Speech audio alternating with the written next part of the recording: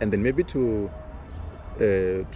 educate you a bit about what apartheid is. Apartheid simply means divide and rule. In a way, like in South Africa, we're about 11 tribes. The Zulus, mostly known, the Sotos, I'm Venda from the Venda tribe. So what they did, the regime of that time, they made sure that we do not unite. So they separated us, hence the term apartheid, to divide and rule. So they put us in our corner there in Venda, and then they put another gentleman by the name of Mpepu. They said, you Venda people, this is your president. You're gonna rule yourself. Don't allow anybody from anywhere to come amongst you, because they will disturb your progress and everything. But the main thing there was to not to allow us to be one, because they knew that could we be united and unite and speak with one voice, we will challenge them. So that, because they know that they are in minority and we blacks are the majority. So they were so very, very clever to divide us. The Zulus were in their corners there in the Zululand with their prime minister there. The Tswanas had their own president. Imagine one country, but different homelands, each homeland independent state in another state. This country had other independent states, just to make sure that we do not speak with one voice, just to make sure that we do not unite to challenge the regime. You know, those are the things that, you know, the whites really planned their game so perfectly. All right, guys, top of the morning, Kish, my wall, and I'm coming to you direct from Pretoria in South Africa. My favorite, you know, country so far in Africa, man. I'm really impressed by this country. I don't know, let me just tell you, today is the Freedom Day, so it's a very big day in the history of South Africa. This is the day when a lot of struggle and power and influence and everything was put together to just make sure that this country is what it is today. And today is when everybody got the right and freedom to actually vote and become part of the democracy that is South Africa. A small thing about South Africa is a country on the southernmost tip of Africa, of the African continent, you know, and it is marked by several distinct ecosystems. You know, inland safari destinations such as the Kruger National Park is one of the most popular national parks in the world, with all the big five inside of it. Very wonderful country. The Western Cape offers, you know, beaches and lush winelands around the, what is called, the Stellenbosch. I hope I'm not butchering the words, you know. And man, it is like full of beauty all around. If you go like to the Table Mountains in South Africa, also one of the best things you could ever see here. It's such a beautiful country, you cannot finish exploring it. But as it is with every society, especially here in Africa, sometimes some places have hard or difficult pasts or dark pasts. This country did not become what it is today overnight. It went through a lot. There's a lot of struggle, a lot of you know, fighting, bloodshed, tears, prayers, everything, you name it, to make this country the great icon that it is today, here and right now. And that is why today we have like a day like today, which is the Freedom Day, where we get to come and celebrate the freedom that is here. People get to walk around freely, speak whatever language they want right now, do whatever they want. You know, the freedom that came here did not come easily, it came at a price. And I'm going to be talking to my host here today, and probably he'll be giving us like one or two things as a first-hand experience from what South Africa was then before it is what it is now. Because in order to know, to predict the future, you have to study the past, and in order to not repeat the mistakes of the past, you have to keep educating yourselves. So let's archive history today as we learn about also the dark sides of South Africa and hope for the better future of tomorrow. I remember some years back when I was born in Johannesburg, but by then I didn't know what was really going on. So I went to the homelands, which is Venda, like my uncle has already explained. So when I come back, maybe during the holidays, if maybe you want to board a train, then I remember a train was divided into two parts. Yeah. The front part is only for whites, where they sit. You can even see the arrangement. They sit were leather, nice, comfortable. Yeah. Then the last part of the couches, that's where us blacks will be compact there, full, no good arrangements, the chairs and everything, the plastics are those experiences. That one, yes, I've witnessed that one I know. Like in the place called Hillbrow and Yeovil, if you tell a young generation now, that part used to be occupied by only whites. People wouldn't understand. It was only whites. If they find you on the street, you will be questioned, or where are you going? They only allow white people to move around. If you're a black person, you need to carry some kind of an authorization to say you can walk in the streets. That one, yes, I still remember. I saw that one. Even if when we are going to the malls, there are some shops that you couldn't enter.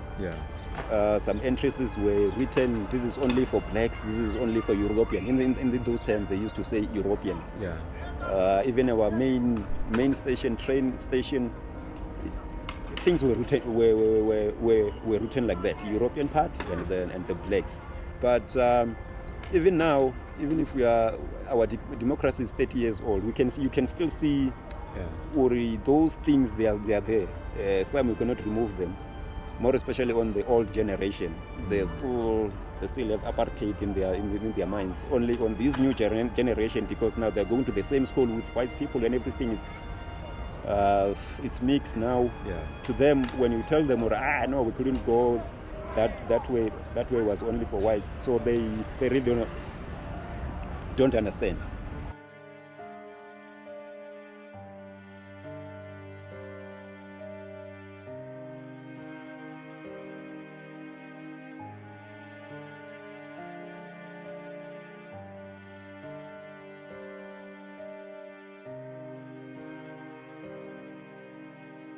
Like you couldn't come to Pretoria, to the city center, as a black person without the authorization.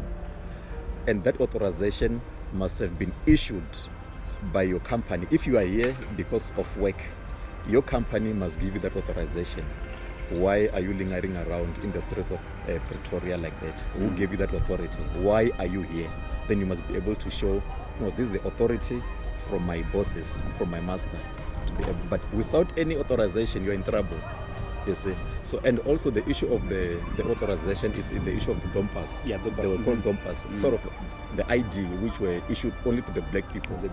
We used to call them dompas. Dom is an Afrikaans word, means which is stupid. You see. Wow. Stupid. Sort of stupid identification. Identification is stupid. Something like that. So it was only issued to black people. You know, you couldn't move around without it. It's like I'm a foreigner in my own country. So if I'm walking on the street, I meet the police, they will demand to see my dompas. Can you imagine? And then I must produce it. Okay, yes, my dompas. That's okay. No, you're good to go.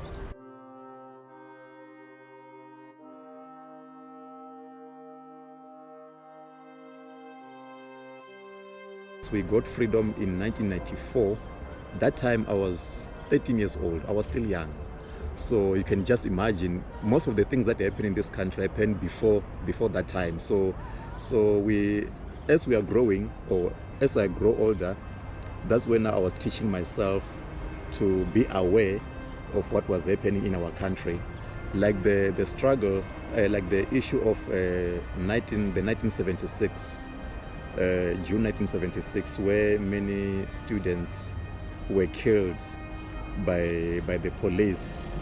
During those days, you know, when we read, you know, in our history, it was such a painful situation in our country where the youngest victim was 13 years old, famously known as Hector Peterson. I'm sure that you guys, most of you know him. We have a museum named after him in Soweto. He was the youngest victim, 13 years old. There is a famous picture as well. He was carried by this other guy. I know that Kish, you've got many South African viewers watching as well, so they will also correct us. But this guy, what happened was, after that, I think the police were looking for him, and then he ran away. Up until today, nobody knows where he is, where he ran to, and so forth. I still want to touch the authorization part. I remember my dad even told me, because when he was coming from the homeland, which by then it was called vendor. So you need to get an authorization, maybe from the chief or from the police station or something like that, and it will be mentioned there to say you are going to stay there maybe for a week or 2 weeks. So for them, they want to come this side so that they can get a job. Yeah.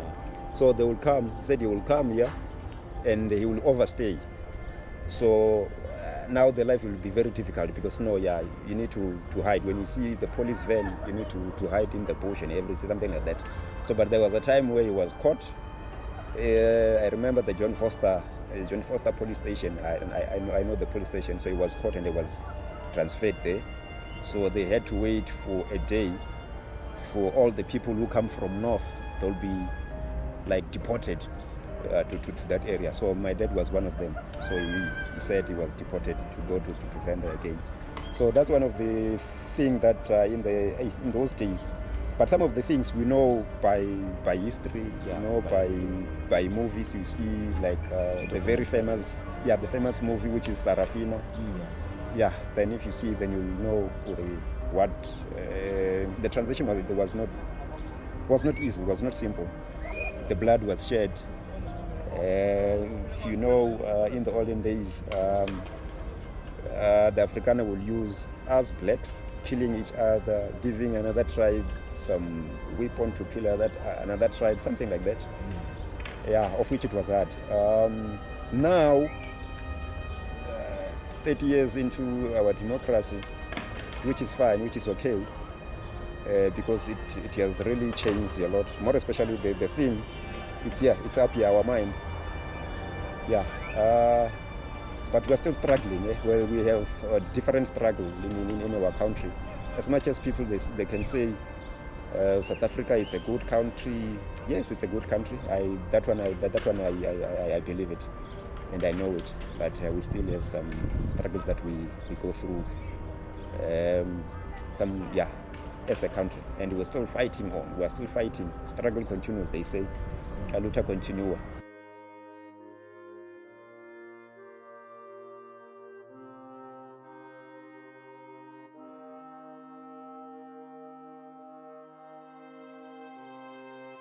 The language, because there's a point where you were not allowed to speak your language and you were being forced to learn, was it Afrikaans? Afrikaans. Yeah.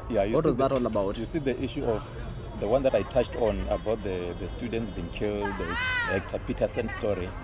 They were mainly because they mobilized all the students of all the schools in Soweto. They mobilized against the use of the Afrikaans language, because the regime that time, they were forcing every school to use Afrikaans. Imagine doing maths in Afrikaans, doing biology in Afrikaans. They were forcing, trying to impose their language on us. So that is why the students, the youth of those days, in 1976, they mobilized to say, no, we are tired. Then that is where now the whole thing started. And then during that day, on the 16th June, 1976, they mobilized and they came together, and then the police force came, and then they started to shoot and up until they killed, many young people. Another question, you mentioned that before, when you were not allowed to move around freely, you needed to have like an ID, or the stupid pass, you called it. But was the white man allowed to go anywhere they want, anytime, or even them they had their own restrictions? No, whites were free. They were free to move around. Whites were free. So nobody would ask them if they found them somewhere else. Who would ask them? Yeah, because the regime was white regime. Actually, the land was theirs. Yes. Yeah, as we were like foreigners. And you were the original people. Yeah, the original. And of course you were the majority. Yes, the majority. Yeah. But do you have an idea how this came into being? Because of course when they came here, they found you guys here with your own language, your own systems, your own freedom. How is it that they were able to come and impose all these things? And for so many centuries, almost 300 years, up to the time where, it's only recently, 1994, where freedom actually came. Do you know how they probably managed to do that? What I can say is, generally, whites are privileged everywhere you go. And obviously when they came to South Africa with those privileges, they had the power to sort of, we have this, you do not have.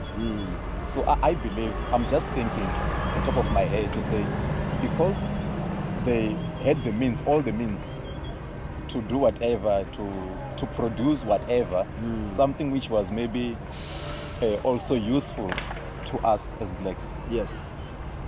I think that is where they managed to gain control of us, because they were able to see that slowly but surely these guys are starting to depend on what we are bringing to them. And then slowly they started now to take advantage of the situation, and then now they started now to, you know what, I think that's how it started. Yeah, probably. And they had the advanced weapons also. Yeah, that's the key. I think the key, yeah, like my uncle explained here, the key was they make sure when they meet us black people, they make sure you feel inferior. Them as superior by the things that they have. They will come, they show you a mirror. You've never seen a mirror. Yes. They say, come, look here. And when you see yourself, you think, oh, these guys are clever. See, they wanted to plant that idea to say, these guys are superior. You see, they planted that thing because obviously, like Mpo is saying, they had things that we didn't have. And slowly, so we are depending on them now in everything that we wanted to do. We thought the things that we used to that we do, the way we do things, this is not the right way. So we started like feeling like we are inferior. These guys are our heroes and everything. So I think that was the key when you look at the history. Apartheid really began in 1948, but separating black Africans from the white minority had long been a policy aim. Laws made white people officially superior, and the large black majority faced discrimination in every aspect of their lives. There were separate public facilities, transport and schools. Interracial marriage was banned. Many had no right to citizenship and were regarded as aliens in major cities. Instead, they were made citizens of Bantustans, homelands scattered throughout South Africa. Open conflict erupted in the 1980s, with anti-apartheid activists frequently shot at, beaten or arrested. Mass protests were firmly put down. But, little by little, the apartheid establishment crumbled. After gradual reform, Nelson Mandela, imprisoned since not long after Sharpeville, was set free in 1990. 4 years later, he was elected as South Africa's first black president. Apartheid had ended. Our fathers were called boys. You know, you find Boys and girls.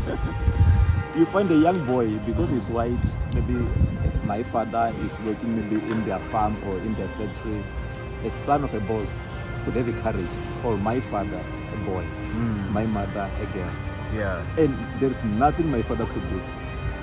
And in fact, my father would even have to call that young boy the master.